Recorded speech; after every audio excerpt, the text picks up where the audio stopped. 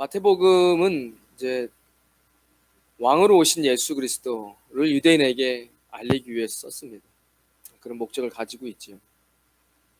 마가복음은 이 섬김으로 오신, 종으로 오시고 섬기시는 예수 그리스도를 나타내고 있고, 누가복음은 인간의 모습으로 인자로 오신 예수 그리스도, 또 요한은 말씀이 육신이 되어서 하나님의 아들, 그리고 빛, 진리, 말씀, 뭐 이런 이야기, 구원에 관해서 이야기하고 있죠. 오늘 특별히 마태복음의 시작은 그래서 이 족보로 이야기하고 있습니다. 왜냐? 유대인들에게 너희가 그렇게 기다리던 메시아가 오셨다. 메시아를 기다리고 계십니까? 메시아를 안 기다리고 계시면, 우리 학생들도 오늘 금요일 기도하러 나왔는데 아주 훌륭합니다. 다 하나님께서 듣게 하시면 들을 수 있다. 얼마 전에 하준이가 와서 이야기하더라고요. 엄마한테 그 믿음으로 살아야지. 오직 의인은 믿음으로 사는 거예요. 자꾸 그렇게 걱정하지 마. 그 믿음이 아니야. 제가 그 얘기를 듣고 다 듣고 있구나. 학생들이 다 듣고 있어요. 제가 그거 생각하면서 민준이도 다 듣고 있다. 이 분위기와 예배 저는 확신합니다. 제가 이제 주일학교 어린아이들 했었거든요. 다 듣고 있어요. 심지어 그렇게 떠들던 그 쌍둥이.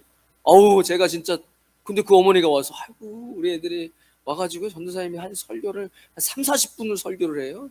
와가지고 했던 얘기를, 제가 3, 40분 주일학교 설교하는데 어떻게 40분을 얘기해? 40분 얘기해.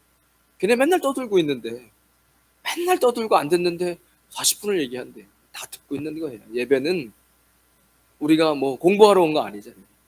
하나님의 말씀을 듣고 경배하고 예배한다는 것은 부단히 영적인 거.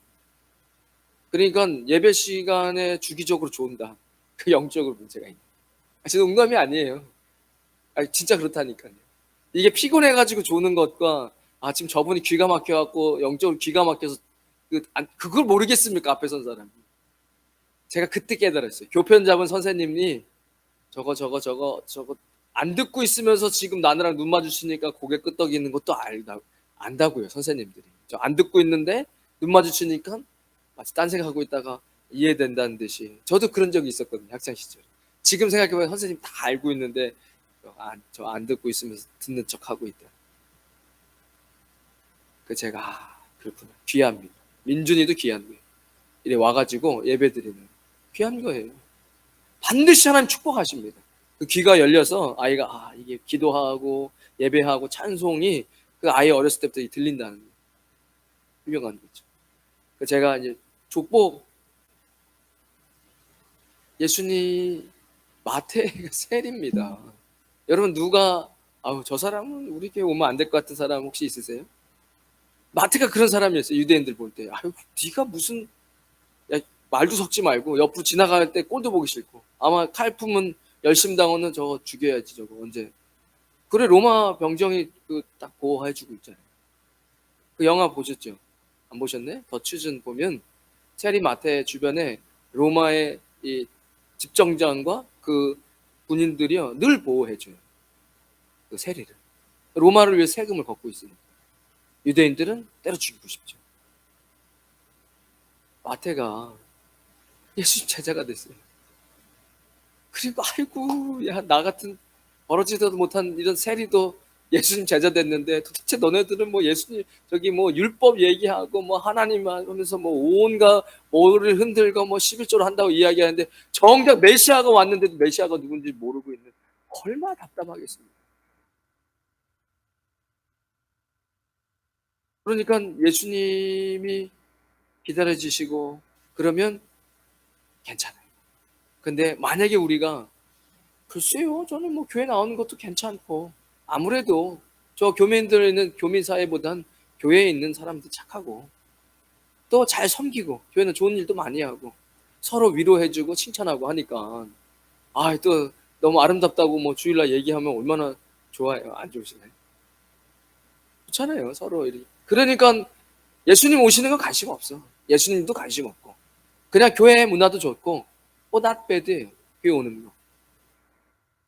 뭐가 다릅니까? 마태가 지금 유대인들을 향해서 복음서를 쓰면서 성령님의 감동으로, 야 나는 너네들이 생각하는 그런 벌레 같은 놈 세리였는데 메시아라고 그 이야기를 하고 있는 거예요. 그 저는 그냥 이 마태복음 왕으로 오신 예수님이시다. 유대인들에게 이야기하고 싶은 이 마태복음에 깔려 있는 느낌들이 있잖아요. 막 너무 행복하고 기대돼요. 말씀이 우리에게 주려고 하는, 그리고 공간복음을 모르시는 분이 어디 있어요? 수없이 들었기 때문에 그냥 여러분들이 예수님이 기다려지시지 않는다. 그럼 벌써 마태가 진짜 답답하다. 교회 다니면 성경은 안다고 하는데 바리새인 돼가지고 예수님은 관심 없어요. 예수님은 한 영혼 살리려고 하늘 보좌 버리고 십자가 지셨는데 예수님 믿는다는 성도가 예수님에겐 관심이 없어요. 예수님이 그 한 영혼 때문에 그렇게 이 땅에서 사역을 감당하셨는데 영혼엔 관심 없어. 내가 주일날 오면 좋다고. 그냥. 여기 내 나발이야. 이렇게 돼버린다면 이 바리새인이 되는 거죠. 그죠? 마태복음을 받아들인 우리가, 저는 그거부터 다가왔어요. 야, 누가 그러면 바리새인이 될 수 있는 확률이 높냐? 우리 저기 계신 우리 목사님, 선교사님과 제가 제일 많죠. 그럼 성경은 맨날 보고 가르쳐야 되니까. 성경대로 못 살면서 성경만 이야기하면 그 바리새인이죠. 그러니까 우리는 마태복음을 대할 때 일단 그런 관점에서 바라볼 수 있어야 돼요. 왜 족보를 꺼냈겠습니까? 근데 그렇게 예수님에 대해서 메시아를 기다린다고. 메시아가 왔어. 근데도 관심 없어. 우리가 예수님 만약에 언제 오실지 모르지만 예수님 오신 거 기다리지 않는다면 우리가 금요일날 오니 무슨 의미가 있습니까? 내 문제 해결하려고요? 그건 다른 종교도 합니다. 내 문제를 해결하기 위해서 뭔가를 하는 건 다른 종교인들도 하잖아요. 우리가 정말 예수님을 품에 안고 이 마태가 유대인들을 향해서 왕이시라고 메시아시라고 이야기하는 이 외침 속에 저는 그런 큰 떨림이 있는 거예요. 그렇지 않겠습니까? 바울도 마찬가지죠. 사랑이 없어? 무슨 말 같지도 않은 소리야. 유튜브 보니까 이게 뭔 소리야 하면서 애들 보면 유튜브 자주 보시나 봐요. 그러니까 성도님들이 예배에 나와 기도하고 찬양하는데 예수님 없어. 이게 뭐 하는 거예요, 이게? 아무 의미 없어요. 세상의 다른 종교인들도 내 문제를 가지고 해결하려고 자신들의 신에게 나가온다니까요. 그러니까 여러분 마태복음 다 나가진 않았지만 새벽에 제가 받은 은혜를 나눌 때 한 번쯤은 우리가 생각해 봐야 된다는 거예요. 나는 정말 예수님 기다리고 있는가? 그분이 정말 내 왕인가? 지금 마태복음이 왕으로 오신 예수님 이야기하는데 한 번은 생각해 봐야 된다. 여러분 정말 예수님 기다리고 계십니까? 그래 족보를 이야기하죠. 2장에 오늘 읽었던 헤롯 왕 때에 예수님께서 유대 베들레헴에서 나셨습니다. 동방으로부터 박사들이 와서 유대인의 왕으로 나신 이가 어디 계시냐? 에? 내가 유대의 왕인데 헤롯인데 내가 분봉왕인데 유대의 왕 말고 유대인의 왕. 난 유대인의 왕이야. 유대인들이 헤롯을 왕으로 섬기고 있었겠습니까? 지금 로마의 지배받고 이 헤롯은 어떻게든 자기가 로마에 얘기를 해가지고 자기가 지금 슈퍼바이저급으로 유다 땅을 다스리고 있잖아요. 히브리인도 아니면서. 그런 상황에서 지금 왕이 태어났어요? 유대인에? 그러니까 왕이니까 동방에서부터 경배하러 오는 거죠, 박사들이. 성경에서는 여기 보면 점술가라고 점성가들에서 이렇게 풋노트가 달려 있는데 우리가 따질 때 무슨 이 무당 점쟁이가 아니라 좀 아주 과학자죠. 많은 학자들이 페르시아나 지금의 한 이라크쯤에서 지금 이 로마 시대로 권력과 세계에 넘겨왔지만 그때까지만 해도 그래도 페르시아의 이 천체의 과학, 별을 본 것들이 가장 뛰어난 것으로 기록이 남아 있으니까 동방에서 온 그들은 아마 성경에는 얘기 안 하니까 뭐 진리까지는 아니지만, 아니 모르는 사람이 어떻게 옵니까? 아마 바벨론, 그리고 바벨론이 페르시아에 전복되고, 페르시아에 남아있던 히브리인들 중에 말씀으로 살다가 거기서 과학자 되고 별을 보는 천체를 볼 줄 알고 그 당시 최고의 학문을 배웠던, 이건 성경에는 없는 겁니다. 그러니까 야, 메시아, 저 별은 정말 이 메시아를 나타내는 별이다 하고 온 거잖아요. 그러니까 왕은 그렇게 경배를 받는 게 맞습니다. 여기에 이 나라 대통령이 온다 그러면 서프라이즈가 어디 있습니까? 대통령이 오는데 아마 한 달 전부터 와가지고 구석구석 대통령이 연설할 곳, 만날 곳, 동선 다 파악할걸요? 전에 저희 집 앞에 무슨 뭐 해군 이쪽에 뭐 하는데 대통령이 온다고 콘도미니엄에 전부 다 레터 나왔어요. 몇 시 온, 며칠 몇 시에 베란다로 나오지 마십시오. 왜 그럴까 생각해 보니까 베란다에서 저격수가 딱 저격하기 좋겠더라고요. 그러니까 그 시간에 베란다에 아무도 나오지 말라고 다 얘기를 해놨어요. 레터까지 다 돈을, 모든 유닛에다.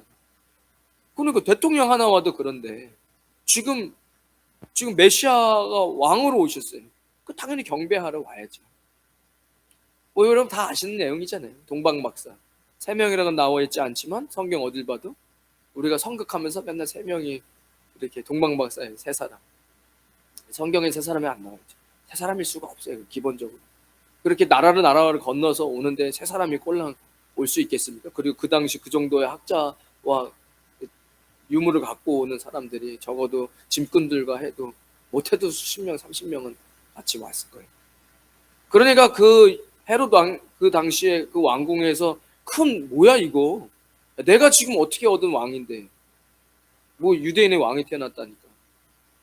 여기서 우리가 한번 생각해 봐야 될 거 한 가지 뭐냐면요, 여러분에게 예수님이 진짜 왕이십니까? 왕은 경배받아야 마땅합니다. 동방박사는 예수 그리스도의 어린 예수 그리스도를 향해서도 황금과 모략과 유향을 가지고 와서 경배하고 돌아갔어요. 왜냐하면 이분은 메시아니까, 구원을 위해서 오신 분이시니까 왕으로 오셨으니까 경배해야죠. 여러분 인생에 왕이 있습니까? 굉장히 중요합니다. 마태복음에서 계속 이야기하고 있는 거예요, 우리에게. 너의 인생에 왕이 있느냐? 난 내 인생 내 맘대로 살았대. 뭐가 중요해? 지금 로마의 나라가 빼앗기고 그런 마당에 뭐가 중요한데? 세리면 어때? 잘 먹고 잘 살면 그만이지.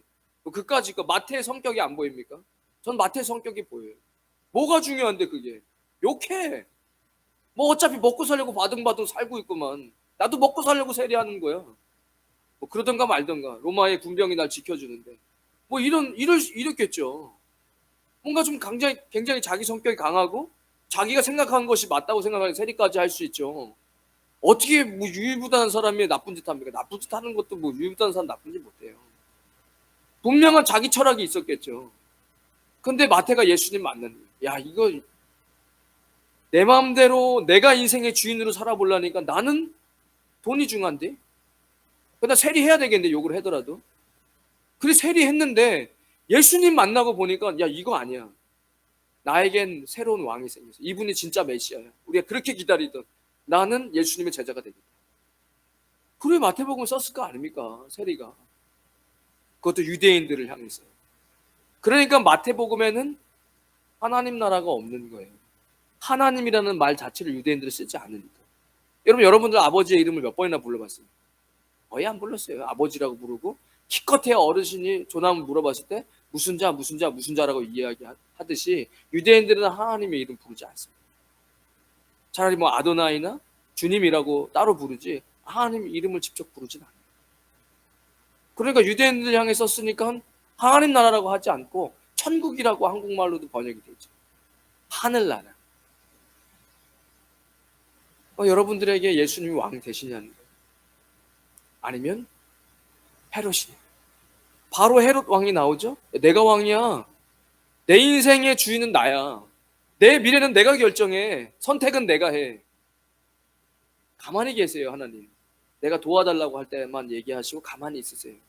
내가 필요하고 어려우면 도와달라고 이야기할 테니까. 이건 왕 아니에요. 왜 우리에게 공감복음을 주셨죠? 그러니까 여러분 주변에 왕만 있지 않잖아요.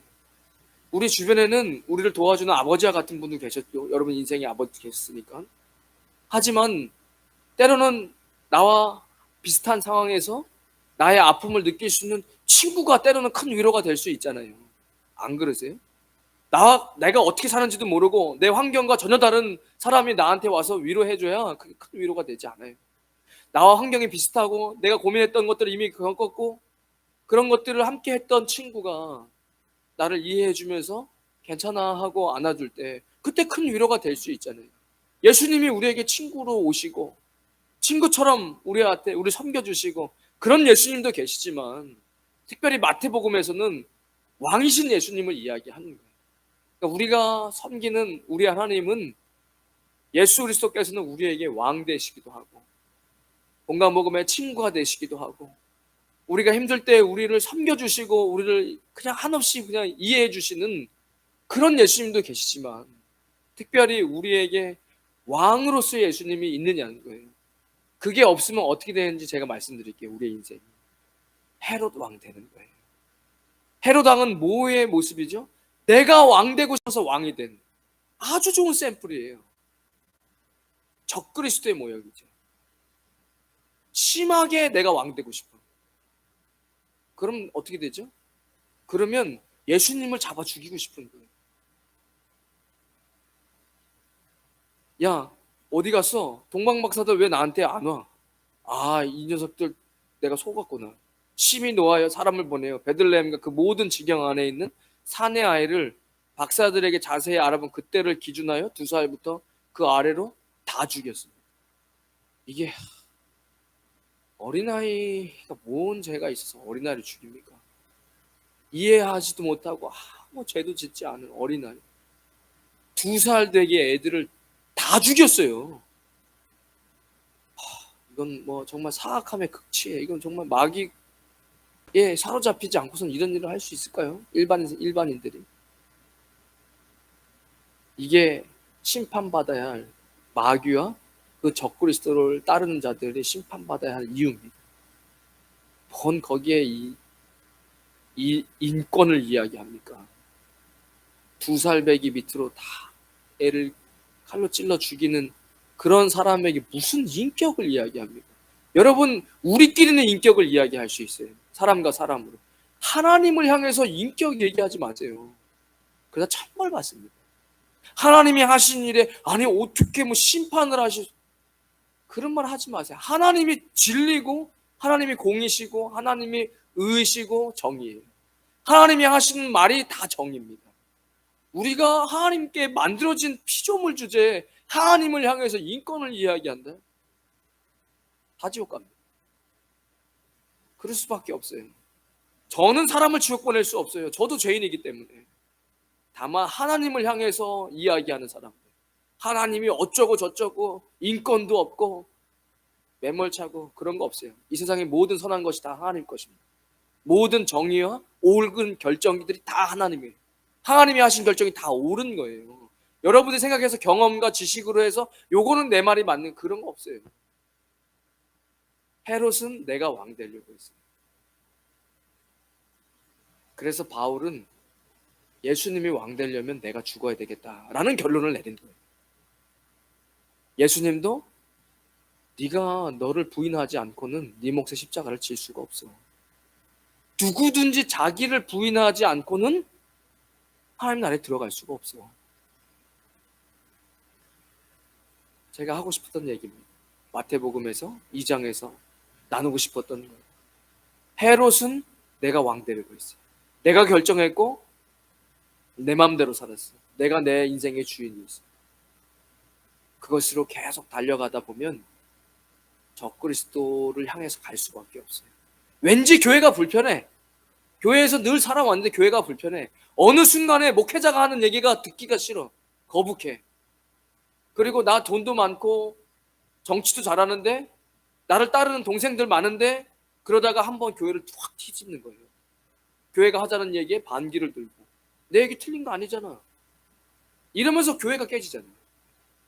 그러니까 여러분 스스로를 계속 말씀을 점검하세요. 내가 정말로 말씀 안에 예수님을 왕으로 모시고 있는가? 아직도 내 머리를 돌리면서 어떻게든 세상에서도 이렇게 막 하면서 잠깐 기다리세요. 저한테 얘기는 하지 마시고 제가 필요할 때 구할 테니까 거기 계세요. 이런 신앙생활을 하지 말자고. 어쩌면 마태는 우리가 유대인은 아니잖아요. 정신 차리자. 유대인들아, 메시아가 왔다. 그분은 왕으로 오셨다. 어쩌면 이 성령님께서 감동으로 마태복음을 쓰실 때 2000년 뒤에 수많은 전 세계, 한국 사람이든 미국 사람이든 유대인은 아니잖아요. 하지만 우리는 하나님의 백성이라고 이야기하잖아요. 마태가 유대인들 향해 섰을 땐 너네 스스로 하나님 백성이라고 생각하잖아. 그런데 왜 메시아를 몰라? 왜 종교 활동을 하고 예배를 드리고 이것저것 다 하면서 왜 메시아는 못 알아보는데? 왜 그 안에 예수님은 없는데? 모든 성경이 이야기한 대로 흉내는 내지만, 그러니까 결국에 세례 요한도 예수님도 이 독사의 새끼들아 라고 이야기하시죠. 들을 귀가 없어요. 메시아가 와도 꼴 보기 싫어요. 왜? 여기 내가 만들어 놓은 내 나와바리에서 내가 재밌게 놀고 있고 내 마음대로 살고 있는데 왜 와가지고 본인이 왕이라고 이야기해? 왜 내 것을 빼앗아 가려고 그래? 헤롯과 똑같아. 내가 왕인데 누가 다른 왕이 있어야 되는데 다 죽여. 여러분, 여러분의 인생을 여러분 것이라고 생각하고 놓지 못하는 만큼 여러분에게는 연단이 있는 거예요. 마태복음은 그 이야기를 해주고 있는 거예요. 그래서 여러분, 바울의 이야기를 잠깐 빌리자면, 안 된다, 안 된다. 내가 지금 목숨 걸고 눈 멀고 다시 눈 뜬 다음부터 예수님 만나 이렇게 파선당하고 뺨 맞고 이렇게 어려운다고 선교한다고 하는데도 이 올라오는 죄는 뭐냐? 내가 죄인 중에 계시고 내가 그리스도와 함께 날마다 십자가 앞에 죽어야 되는 거예요. 내가 죽어야 되는 거예요. 예수님 그래서 자기를 부인하라 이야기하셨구나. 엄청난 압박이다, 이 죄의 프레스는. 하지만 보혈의 능력은 대단하다. 야, 십자가의 능력은 대단하다. 이런 나를 계속해서 살려낸다. 누가 이기나 보자. 못 이겨요. 죄가 그리스도의 십자가를 이길 수 없습니다. 이건 십자가의 보혈의 능력을 맛본 사람만 아는 거예요. 십자가의 보혈을 죄가 이길 수 없습니다. 여러분, 어떤 영역에서 죄 가운데 눌려있고 아직 자유함이 없는 부분이 있더라도 그 부분을 보혈로 누를 수가 없어요. 보혈이 언제나 승리합니다. 왜죠? 주님 앞에 나오는 자마다 보혈로 덮어주시고, 나 몰라, 내 앞에서 회개하면 끝난 거야. 사단은 계속 얘기하죠. 아니야, 너 그거 178번째야. 예수님, 난 몰라, 지나갔어. 해가 동해 서로 지나간 것처럼 너의 죄를 난 기억하지 않아. 저 밑 바닷속으로 그 죄가 쓸려 내려간 것처럼 나는 기억할 수가 없어. 그래서 보혈의 능력이 있는 거예요. 주님 앞에 나와 회개하면 되는 거예요. 붙잡고 힘을 달라고 이야기하면 되는 거예요. 이제는 죄가 아니라 하나님 나라를 향해 달려가고 확장하는데 능력이 필요하고 내가 너무 부족해. 이건 우리 그런 기도를 해야죠. 이제 하나님 나라를 위해서 내가 부족한 부분들을 주님께 기도해야죠. 뭐 맨날 죄 지은 거만 회개하고 있을 수는 없잖아요. 그래도 하셔야 돼요. 그게 하다 보면 야, 이거 보이는 능력이 대단한데 이거. 여러분, 죄를 깊이 통찰력 있게 보셔야 돼요. 여러분 인생 가운데 누군가를 시기한다거나 미워한다거나 말로나 생각으로나 뭐든 간에 그 죄는 반드시 영향력을 끼칩니다. 여러분 인생에, 여러분들의 인생에 영향력을 끼쳐요. 눈을 어둡게 하던가 귀를 어둡게 하던가 마음을 어둡게 하던가 뭔가에 영향을 끼쳐요. 교만하게 하던가 아프게 하던가 힘들게 하던가 삶의 의미를 잃어버리게 하던가 모든 부정적인 것이 죄로부터 시작됩니다. 확실합니다. 그거의 절정은 죽음이에요. 사망이죠. 하나님의 선물은 그리스도 예수 안에 있는 영생이죠. 야, 이런 표현이 있을 수 있죠. 선물이에요, 선물. 선물. 누가 선물을 돈 주고 삽니까? 여러분, 선물 주고 지갑 꺼내는 사람 없어요. 누가 선물 받고 그거 얼마 주고 샀냐? 이런 사람이 어디서 전 세계에 선물 받고. 선물은 그냥 그렇게 받는 거예요. 마음으로. 그렇게 우리가 받았는데 나에게 예수님 왕이신가 점검해 보시고 3장에 세례 요한이 이르러 유대 광야에 전파하여 말하되 회개하라 천국이 가까이 왔느니라 라고 이야기합니다. 예수님이 하실 얘기를 미리 요한이 딱 얘기하죠. 왜죠? 예수님의 초림의 길을 예비해야 할 사람이 예수님. 예수님 똑같이 이야기하세요. 세례 받으시고 공생 시작하시면서 회개하라 천국이 가까이 왔느니라. 그러니까 우리는 회개해야 돼요. 회개하다는 거 설교 많이 들었으니까 메타노이아, 바뀌는 거예요. 메타는 바뀐다, 노이아는 이해하는, 촉구. 그러니까 완전히 방향을 바꾸는 거예요. 회개한다는 것은. 그래서 요즘 뭐 메타인지 얘기하잖아요. 다른 방법으로 인지한다는 뜻이잖아요. 그럼 회개하는 것은 완전히 방향을 바꾸는 거예요. 기도하는 것이 하나님 앞에 어떤 방법이 아니라 우리의 삶의 방향을 바꾸는 거죠. 천국이 가까이 왔는. 그래 내가 회개할 때는 왜 눈물이 나올까? 천국이 우리에게 다가오기 때문에. 그것이 깨달아질 때. 그러니까 회개하다라는 단어 메타노이아에 보면 올바른 것을 진리를 깨닫고 방향을 바꿀 때, 그때 천국이 그 사람 안에 다가오는 거예요. 예수님이 우리 삶에 한 발자국씩 다가올 때마다 우리의 삶에 반드시 눈물이 있어요. 그러니까 여러분, 예수님 때문에 흘리는 눈물은 오케이. 그런데 자기 연민에 빠져서 흘리는 눈물은 안 돼요. 그거는 최악입니다. 그죠? 스카펙이 거짓 사람들에서 제가 기억나는 거 더 많이 있지만 두 가지. 정신병과 귀신 들림을 이야기하는 책에서 다른 학자들이 하버드에서 교수님까지 하시고 심리학의 대가신데 무슨 놈의 귀신을 이야기합니까? 미신적이게. 예전에 저 신학교 다닐 때도 기독교 상담 공부하신 분이 귀신 그런 거 없다라고 얘기했다가 학교 잘릴 뻔했어요. 신학대학 교수님. 상담 공부 독일에서 뭐 공부 했는데, 그러니까 정신 상담학에서 귀신을 인정하지 않아요, 학자들이. 근데 하버드에서 그것도 아주 유명한 교수님이 아닌데 난 크리스찬인데 내가 교수가 중요하냐? 크리스찬인 게 중요하지. 그래가지고 책 쓴 거예요. 진짜 정신병부터 시작해서 이건 진짜 내가 볼 땐 귀신 들린 거다. 이런 걸 다 조사해가지고 책을 썼어요. 그래서 귀신 들린 사람의 특징이 뭐냐? 거짓말한다. 여러분 거짓말하면 안 돼요. 그래서. 거짓말을 밥 먹듯이 하는 사람 있죠. 날씨 듣고 능그러운 것 같아 저 사람. 사귀지 마세요 그런 사람. 그런 사람은 주변에 두지 마세요. 능구렁이 같은 사람. 세상 사람들도 얘기하잖아요. 능구렁이 같다고. 성경도 얘기해요. 뱀, 용, 옛 뱀, 계시록, 창세기 다 얘기하잖아요. 세상 사람도 그걸 아는 거. 저 사람들은 능구렁이 같아. 그 사람 마음속에 구렁이가 있어. 그런 사람이랑 가까이 하는 거예요. 거짓말을 해도 전혀 얼굴빛 변하지 않고. 그런 사람은 안 돼요. 그리고 자기 연민에 빠져. 자기 연민에 빠져서 나 불쌍해. 나 남편 잘못 만나서 왜 이렇게 고생해. 내 인생이 왜 이렇게 불쌍해. 이러면 망해요.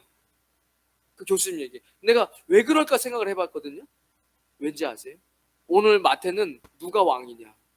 예수님이 네 인생의 왕이야. 근데 자기 연민에 빠진 사람은 누가 자기 인생의 제일 중심에 있죠? 자녀도 아니야. 대부분 사랑으로 아이를 키우는 부모님들은 희생이라는 사랑을 해요.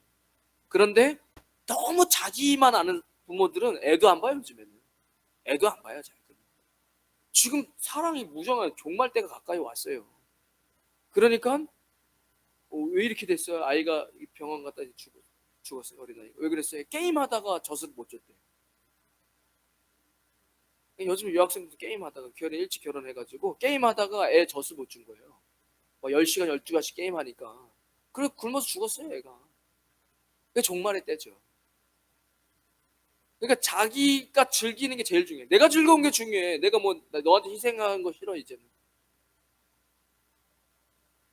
자기 연민의 중심에 완전히 자기가 왕돼 있는 인생.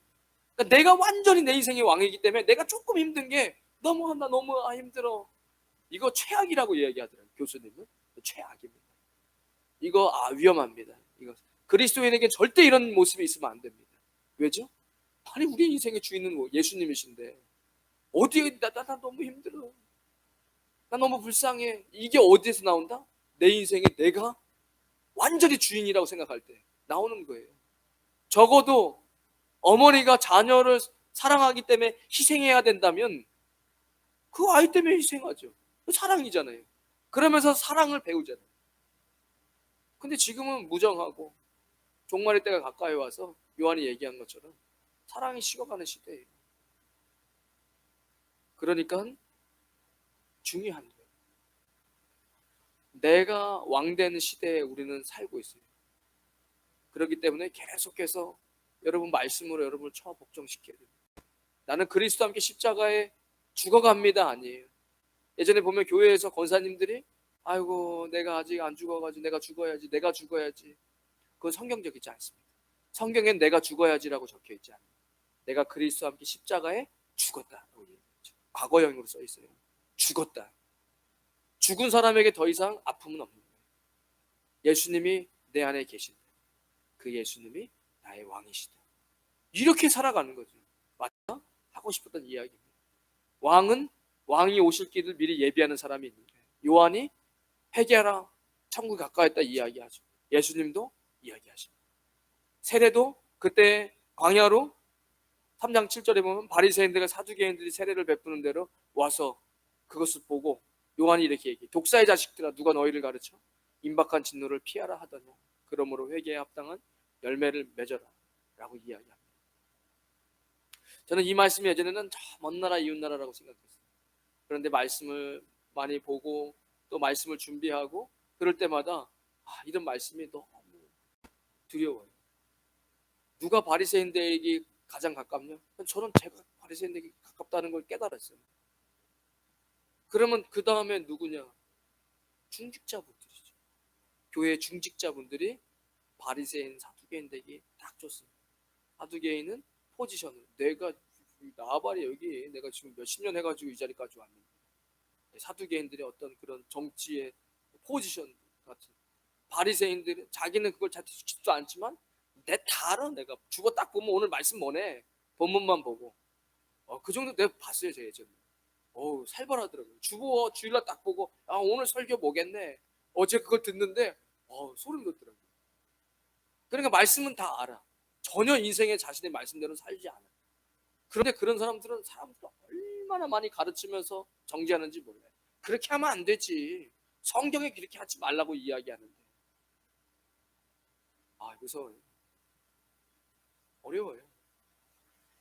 교회에 새로 들어와서 어벙어벙대는 새신자들은 눈에 들어오지 않아요. 예수님은 영혼 때문에 십자가까지 졌는데 내가 그리스도의 몸된 교회고 머리는 예수님이시고 나는 이 교회의 중직이고 이런데 새로운 영혼들은 관심 없어. 이 벌써 바리새인 된 거예요. 제가 이 말씀 마태복음에 읽는데 진짜 교회 새로 오신 분들 내가 똑바로 안 하면 나 사기인 된다 진짜. 이런 생각이 들더라고요. 이게 저한테만 이렇게 주시는 말씀은 아니에요. 여러분 정말 수요일 금요일에 오시는 분들 너무 훌륭하시지만 한 번쯤은 생각해 보셔야 돼요. 누가 바리새인 되고 사두개인 될 수 있는 자리에 쉬운지. 창녀 어디 지금 술집 기웃기웃대고 교민사회에 저런 사람 이런 사람들이 예수님 믿고 돌아갈 가능성이 더 많아요. 예수님도 요한과 똑같이 바리새인과 사두개인에게 독사의 새끼들아라고 이야기해요. 우리에게는 독사 이렇지만 우리 한국에도 감히 여기서 얘기할 수 없는 독사 새끼 얘기하면 별로 괜찮지만 우리 한국의 강아지 새끼 여기서 얘기하면 목사님 신성한 강대상에서 무슨 강아지 얘기하고 있냐고 벌써 반감이 드는. 유대인들은 그런 생각이 드는 거예요. 이 독사의 새끼야 할 때 내가 무슨 독사 뱀 같은 이 마귀 새끼잖아요. 뱀이고 용이고. 저는 그런 말씀이 있는데 받았습니다. 여러분들도 한번 생각해 보시고 그러네. 내가 바리새인 사두개인 되기 딱 좋네.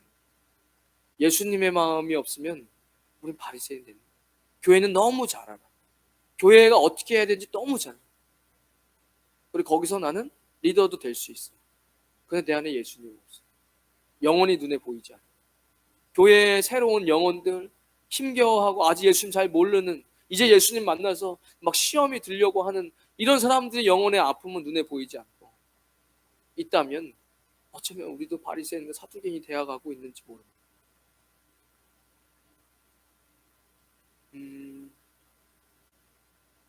시간이 5분 남았으니까 다른 거 빼고 한 가지만 더 하고 마치겠습니다. 4장 19절에 말씀하시되 나를 따라와라. 내가 너희를 사람을 낚는 어부가 되게 하리라. 이야기하십니다. 여러분 직업이 뭐세요? 다 각자의 직업이 있죠. 우리 학생들은 공부하는 게 직업이지 직업. 여러분 직업이 뭡니까? 그러면 여러분 이렇게 대답하셔야 돼요. 저는 어부입니다. 저는 사람을 낚는 어부입니다. 라고 이야기하셔야 돼요. 여러분들이 그게 안 되면 뭐가 되냐? 4장에서 지금 건너뛰었던 4장 첫 번째 구절에 뭐가 있죠? 성령에 이끌려서 마귀에게 광야에 40일 굶으신 예수님께서 시험을 당하신 장면이 나옵니다. 그리고 첫 번째 뭐죠? 전 첫 번째 정말 중요하다고 생각해요. 배고프지? 돌을 떡으로 바꿔 먹어. 할 수 있잖아. 어차피 5,000명도 먹이시는데 5,000명 더 먹이셨죠. 남자만 5,000명이었습니다. 오병이요. 그깟 돌 하나 빵 하나 못 만드시겠습니까? 예수님께서 5병 보리떡 5개 물고기 2마리로 10,000명 이상을 먹이셨는데 안 하시죠. 강력한 메시지예요. 뭐죠? 내가 보여줄게. 나도 40일 이상은 안 돼. 왜? 인간의 몸으로 왔으니까 부속사적으로 해야 할 일이 있어. 십자가 져야 되니까. 그러니까 거의 뭐 과학자들이 얘기하는 40일도 무리입니다. 이거 이 정도면 거의 이제 사람 죽는 거예요. 끝이에요. 이제. 굶으셨어요? 엄청 배고프셨죠. 그리고 하나님의 아들 맞아요. 하나님의 아들이거든. 돌을 변해 떡으로 만들 수 있어요. 하나님의 아들인 것도 맞고 돌을 변해 떡으로도 만들 수 있어요. 안 하셨어요. 왜죠? 내가 보여줄게. 수많은 나를 따른다는 인간들이 뭐 때문에 힘든 줄 알아? 먹고 사는 문제 때문에 힘들어. 늘 먹고 사는 문제에 걸려서 내 제자가 되지 못해. 내가 보여줄게. 성령에 이끌려서 우리가 살 수 있다면, 나도 이겼으면 내 안에 너의 안에 나 있으면 이길 수 있어. 네 능력으로 극복하는 거 아니야. 이미 극복한 내가 네 안에 있으니까 너도 극복할 수 있어. 저는 제가 마태복음 보면서 그걸 깨달았어요. 신앙은 노력하는 거 아닙니다. 오래돼서 숙달되는 거 아니에요. 예수님 없으면 바로 끝나는 거예요. 20년 해도 목회 생활 했어도 그 안에 예수님 없으면 저희가 바로 끝난다는 거 알았어요. 그러니까 이게 무슨 뭐 기도 많이 해가지고 능력을 받아가지고 무슨 저 사람 능력이 있는 사람이야? 아니에요. 능력이 있는 사람이 어디 있습니까? 그 안에 계신 예수님이 능력 되시는 거죠. 그거 맞잖아요. 그래 예수님 보여주시는 거예요. 내가 보여줄게. 인간의 몸으로 왔어. 사람이 떡으로만 사는 거 아니야. 하나님 입에서 나오는 말씀으로 사는 거야. 그리고 그것을 물리치세요. 지금 돌 하나 떡으로 안 바꾼 거에 대한 문제를 하나님 우리에게 보여주시려고 예수님이 40일 금식하시고 마귀에게 시험 받으시는 게 아니잖아요. 이 먹고 사는 문제를 반드시 해결해야 돼요, 여러분. 사람이 떡으로 사는 거 아닙니다. 이 떡으로 산다는 말에는 지금도 아는 게 아니에요. 그래도 있어야 돼, 돈. 그래도 나는 돈 벌어야 돼. 누가 돈 벌지 말라고 합니까? 누가 땀 흘려 일하지 말라고 합니까? 일하지 않은데 먹지도 말라고 하시는데 그 말이 아니잖아요. 예수님 아니어도 돈 있으면 살 수 있어. 돈 있어야 교회에서도 인정받아 라고 생각하는 생각들, 세상에 이야기하는 그런 세상적인 것들이 들어와 있다면 여러분 사람을 낚는 어부가 될 수 없어요. 그 그물을 받을 수 없어요. 그물이 없으니까 고기를 낚지 못하는 거죠. 제가 오늘 사람을 낚는 거에서 혼자 계속 생각을 했거든요. 야, 진짜 예수님의 비유는 진리예요. 비유가 진리예요. 그러니까 그러네. 예수님이 왕 되지 못하면, 예수님 내 안에 없으면 사람을 낚는 어부가 될 수가 없네. 일단 예수님의 제자가 될 수가 없네. 자기 부인이 안 되니까. 그러니까 주변의 영혼들을 낚을 수가 없는 거예요. 맞죠? 자기 부인이 안 되고 먹고 사는 문제를 늘 만몬의 반, 교회의 반이면 일단 그물이 없어요. 물고기를 낚을 수가 없어요. 그죠? 그리고 물고기를 낚잖아요? 그럼 그 물고기가 밖으로 나오면 죽어요. 죽죠. 그러니까 세상에 살던 사람들이 금으로 확 치고 잡아 당기면 오는 사람은 온다니까요. 안 올 사람은 아무리 밥을 사주고 돈을 빌려줘도 안 와요. 올 사람은 얘기해도 그냥 와요. 그러니까 그 비유가 맞아요. 그래서 이거 봤더니 야, 이거는 왜 버려요? 아, 이거는 뭐 쓰는 거야? 예전에 6시 내 고향 보면 어부 한다고 따라갔다가 그거 왜 버려요? 아, 이건 못 먹는 쪽이에요. 아, 이건 먹는 쪽이에요. 아, 이건 못 먹는 생선이에요. 아, 이건 먹는 생선이에요. 예수님도 그런 비유를 하시거든요. 그러니까 우리는 사람을 낚는 어부가 돼요. 예수님의 제자. 사람이 그 낚시 어부에 끌어올려지면 그 물고기는 죽어요. 어디로부터? 세상으로부터. 물고기 바깥으로 나오면 죽잖아요. 세상에 있던 그 물고기는 사람을 낚는 어부에게 걸려 나오면 죽는 거예요. 세상으로는 죽고 예수로는 살고. 그러니까 제가 혼자 생각해 본 건데 맞는 것 같아요. 그러니까 결국엔 예수를 모시고 사는 사람이냐, 아니면 아직도 내 안에 내가 하고 싶은 대로 내 경험으로 살아가는. 여러분, 하나님께서 우리 사람을 낚는 어부로 부르셨어요. 모두 다에게. 저는 특별히 하나님께서 목회자로 부르셨고, 특별히 장로님으로, 특별히 권사님으로, 특별히 교회의 거룩한 하나님의 백성으로 부르신 거예요. 우리는 다 하나님께서 제자 삼으시고 그리고 사람을 낚는 어부로 부르셨습니다. 우리는 그 왕의 명령에 순종해야 됩니다. 여러분, 누가 여러분 인생의 왕이십니까? 걱정하지 마세요. 저도 걱정 없는 사람이 어디 있습니까? 다 걱정이 있죠. 대통령도 걱정 많아요. 저 모르겠어요. 아일라 누가 회장인지, 아일라 그룹에 누가 회장인지 모르겠지만 그 사람도 걱정이 많아요. 그냥 주님이 우리 아버지시고, 주님이 그분이 우리 왕이시고, 진짜 왕이잖아요. 우리의 왕뿐만 아니라 온 세계를 통치하실, 그리고 지금도 통치하시고, 그분이 우리의 왕이시니까 여러분 조금 주님 앞에 염려와 걱정 오늘 이 밤에 내려놓으시고, 주님, 내가 정말 주님 왕으로 모시고 싶습니다. 내가 주님과 함께 살겠습니다. 주님께 묻고 주님께 순종하겠습니다. 주님께 순종하겠다라고 다짐하면 주님 말씀하세요. 제가 예전에 예수전도단 깊이 모르지만 예전에 주님의 음성 듣는 그런 거 예수전도단에서 많이 하거든요. 어차피 거기에 안 들어봐도 뻔해요. 어차피 성경에 적혀 있는 게 진리니까. 순종하려고 하는 마음이 있어요. 순종이 제사보다 낫고 듣는 것이 순양의 기름보다 낫다. 이 비유가 참, 예배도 중요하고 주님 앞에 우리의 마음을 담아서 예배 헌금하는 것도 중요하고 하지만, 내가 결국엔 주님 앞에 순종하려는 마음이 없고 들을 귀가 없다면 이건 의미가 없구나. 여러분, 오늘 이 밤에 찬양하고 기도하실 때 내가 하나님 다시 한번 내 예수님 왕으로 모시고 주님 순종하겠습니다. 내가 한번 순종해 보겠습니다. 주님이 그렇게 무리한 거 시키지 않으실 테니까 순종하겠습니다. 주님, 제가 진짜 한번 순종하겠습니다. 예수님 처음 만났을 때 주님 나에게 해주시고 성경 보면 막 말씀이 막 꿀처럼 달고, 그리고 성경 일독하는 쉽지 어렵지도 않았던 그때 주님 나에게 막 말씀하시고 막 이야기하셔서 막 하늘을 걷는 그런 것이 회복될 수 있어요. 여러분, 마음을 다시 한번 하면 내가 순종하고 하겠습니다. 주님 한번 이야기하시면 반드시 이야기하십니다. 이야기하셔요. 그래서 주님께서 이런 것 순종해라, 이런 것 순종해라. 아마 딱 그만큼일 거예요. 여러분들 믿음이 딱 성숙될 만한 딱 그만큼의 뭔가를 주님 이야기하실 거예요. 여러분, 그것을 순종하시면 풍성함으로, 주님께서 더 풍성함으로 더 풍성하게 이야기할 교제 나눌 수 있고, 하나님과 또 그걸 순종함으로 어려운 듯 했지만 순종해 보니까 어느덧 내 인생은 훨씬 더 풍성한, 내 내면과 외면과 내 정신과 육체가 모두 풍성해지는 그런 귀한 경험하시기를 주님의 이름으로 축원드리겠습니다. 기도합니다. 하나님 감사합니다. 마태복음 왕이신 예수님을 이야기합니다. 누가 우리의 인생의 왕입니까? 예수님께서 우리의 인생의 왕이십니다. 하나님, 우리의 신앙이 그냥 그렇게 젖어들어 종교가 되지 않도록, 바리새인과 사두개인처럼 율법으로 살지 않도록 오늘 이 밤에 주님 기도하고 찬양하며 주님 앞에 부르짖을 때 성령님 역사해 주셔서 우리의 인생 가운데 더러운 것들을 태워주시고 거룩함으로 채워주시옵소서.